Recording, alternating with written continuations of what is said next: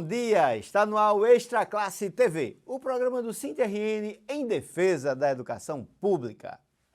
E o SINT-RN reuniu os funcionários da educação na semana passada para discutir o plano de carreiras e remuneração do segmento. A principal deliberação do encontro foi a pressão pela agilidade no envio do projeto de lei do plano à Assembleia Legislativa. A gente segue aqui fazendo a reivindicação, organizando os funcionários, mobilizando para que eles estejam cobrando junto conosco a implementação dessa pauta, né, e o envio desse plano de carreira que vai garantir uma carreira, dignidade e valorização para os trabalhadores que são funcionários e funcionárias de escola para a Assembleia Legislativa. O projeto sendo enviado pelo governo do Estado, não tenho dúvida que será aprovado pela Assembleia Legislativa, contemplando uma reivindicação histórica dos servidores e servidoras da educação do nosso Estado. No mesmo dia, o SINT-RN se uniu aos demais sindicatos que compõem o Fórum dos Servidores na audiência com o governo do Estado para cobrar, além do plano de carreira dos funcionários, os projetos de leis do porte das escolas e das escolas em tempo integral. A resposta dos secretários do governo não agradou aos sindicatos. A gente estava vindo, com essas pautas, que já são pautas negociadas, durante a nossa greve. Mas sigamos firmes na luta, só assim a gente consegue avançar na luta dos trabalhadores. 6 dos 11 ministros do STF já votaram contra os embargos de governadores na ação que trata do critério de atualização do piso do magistério.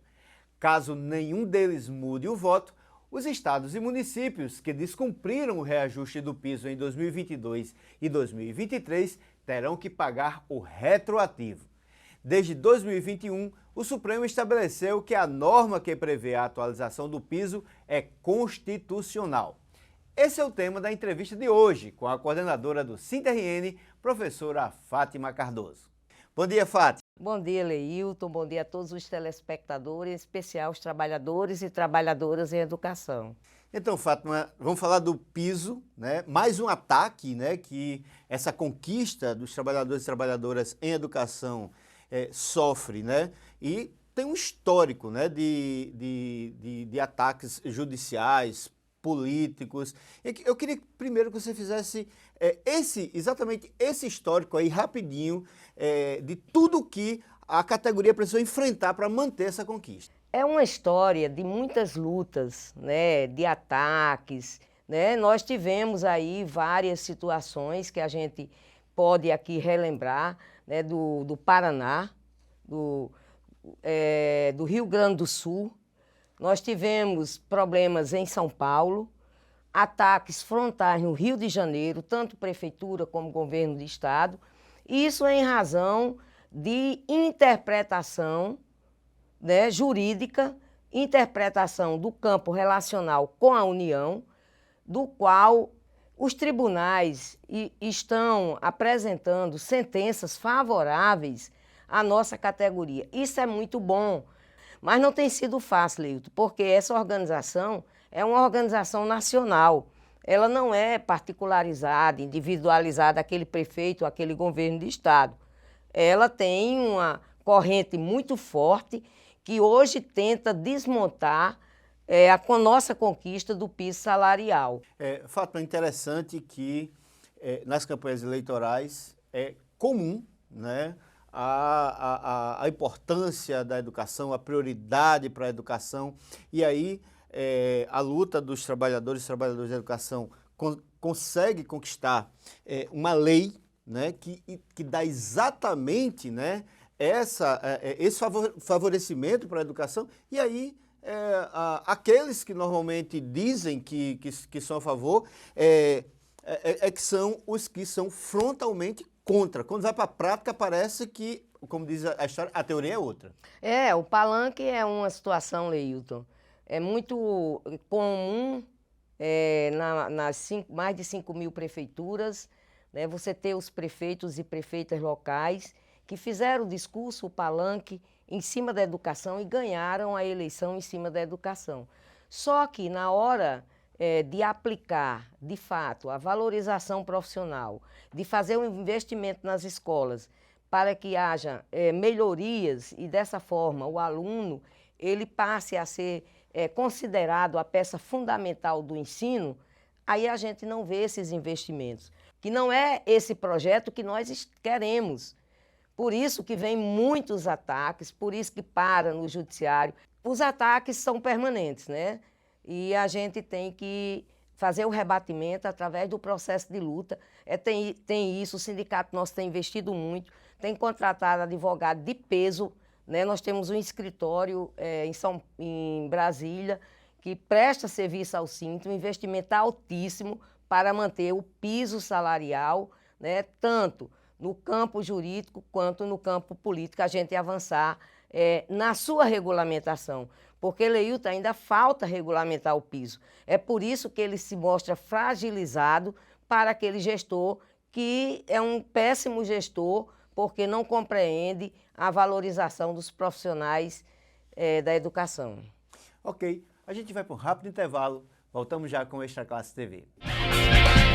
O descumprimento da lei do piso gerou 67% de perdas salariais aos educadores e educadoras de Natal. Depois de meses de pressão do Sinte-RN, a Prefeitura ofereceu 7% de reajuste. Diante dos salários desintegrados, a proposta foi aceita como um suporte emergencial. Mas isso não significa que renunciamos aos 60% restantes. A luta pela recuperação salarial continua nas escolas, nas ruas e na justiça. Sinte-RN. Estamos de volta com o Extra Classe TV, o programa do Sinte-RN em defesa da educação pública. Hoje estamos falando sobre a importância do piso salarial nacional do magistério. E a conversa é com a coordenadora geral do Sinte-RN, a professora Fátima Cardoso. Fátima, importante, a luta pelo piso, o Supremo já formou maioria, né? Inclusive, se ninguém mudar de voto, quem não pagou o piso vai ter que pagar retroativo, mas e quando o prefeito, a prefeita, ela resolve que a lei não existe, né? Como no caso aqui de Natal, do prefeito Álvaro Dias, que nega a própria existência da lei, né, por uma decisão pessoal dele. Como é que fica? Olha, esses casos, né, Leilton, a gente vai ter que acionar a nossa assessoria jurídica para as devidas providências. Terá que chegar ao Supremo Tribunal Federal, porque com a maioria já formada, favorável, mais uma vez, né, a DIN 4848, que exatamente trazia o fim do piso. Era chegar, se o Supremo votasse a favor dessa representação de inconstitucionalidade do piso, nós teríamos o fim da nossa carreira. No entanto, como já formou maioria, a gente vai agora ter os desdobramentos. No caso de Natal, ainda não chegou ao Supremo, porque, infelizmente, os juízes de primeira instância daqui e o TJ ainda não julgou. Precisa ser julgado para que a gente leve ao Supremo Tribunal Federal. Isso caso não ganhe, né? Caso, exatamente. Mas eu acredito que o caso de Natal é um caso atípico de gestor, né, que tem nesse país, onde acha que pode fazer tudo. E aí é provável, Leilton, que a gente, após o julgamento da DIN, a gente já deu os passos seguintes com a assessoria jurídica. Mas o que é importante aqui é dizer à nossa categoria que nós vamos ter a luta no campo jurídico, mas precisamos ter a luta no campo político. Eu disse aqui num determinado programa que o prefeito que não tinha pago ia ter que pagar de qualquer jeito. E é isso que nós vamos trabalhar, fazer eles pagarem o piso de qualquer jeito, porque a União faz o complemento. Fátima, alguns prefeitos, né, a exemplo, mais uma vez aqui do prefeito de Natal, Álvaro Dias, diz que paga o piso. É importante, né, houve uma movimentação em Brasília agora, pela CNTE, determinando o que é pagar o piso. Para pagar o piso, teria que fazer conforme faz aqui o governo do estado do Rio Grande do Norte, é isso? Exatamente. Existe hoje uma diferença, né, bem visível em relação o procedimento do prefeito Álvaro Dias e da governadora Fátima Bezerra. Fátima está pagando o piso, está pagando a paridade e está pagando a integralidade. Explica isso melhor Né? para a gente, Fátima. A paridade é quando você tem uma aposentadoria que ocorreu antes de dezembro de 2003, que lhe dava o direito de, enquanto aposentado, receber o dinheiro que um dativo estava recebendo. A integralidade é o total da remuneração, não mexer na remuneração. É um dos pontos bem interessantes para a gente tratar, porque quando você aplica o piso, como o prefeito diz aqui que aplica e não aplica, né, você fica com uma interrogação muito grande. Quais são os elementos que determinam a aplicação do piso? Essa questão da integralidade, a paridade e a verticalidade, que é na carreira. Se você está na letra P, você vai receber aquele salário da letra P e não da letra J. Fátima, a gente está falando aqui sobre uma conquista que é extremamente importante para o profissional da educação. Mas você várias vezes tem alertado aqui no programa sobre a importância disso para o aluno, para a comunidade escolar. Eu queria que você reforçasse essa importância. Olha, Leilton, nós temos hoje 2,5 milhões de profissionais em todo o país e um déficit muito grande, né? Hoje as pessoas não querem mais ser professor. E por quê? Porque é uma profissão que é desvalorizada.